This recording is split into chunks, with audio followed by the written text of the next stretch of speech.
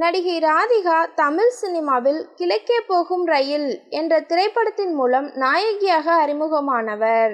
வெள்ளித்திரை சின்னத்திரை என ஒரு கலக்கு கலக்கியவர் இப்போது அரசியலிலும் ஈடுபட்டு இருக்கிறார்.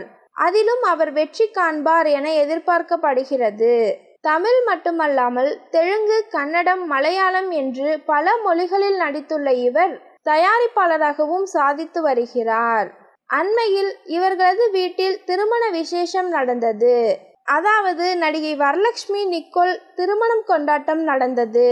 ஒரு விருது விழா மேடையில் நடிகை ராதிகா கடும் கோபமாக பேசியுள்ளார்.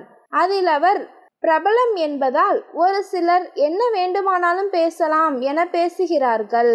நாங்கள் நடித்த படம் பிடிக்கவில்லையா, அதை பற்றி பேசுங்கள்.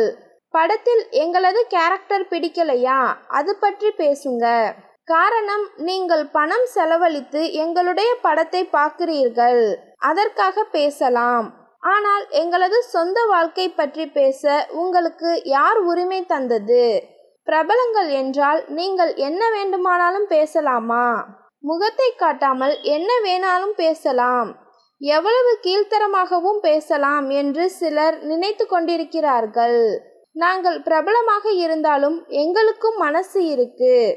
ஆனாலும் இந்த மாதிரி முகத்தை காட்டாமல் கண்டமேனிக்கு பேசுபவர்களை பற்றி எங்களுடைய மனதில் நாங்கள் ஏற்றிக்கொள்வது கிடையாது. வாய்க்கு வந்ததை பேசுபவர்கள் போல நாங்கள் சும்மா இல்லை. எங்களுக்கு 1000 வேலைகள் இருக்கிறது என கட்டமாக பேசியுள்ளார்.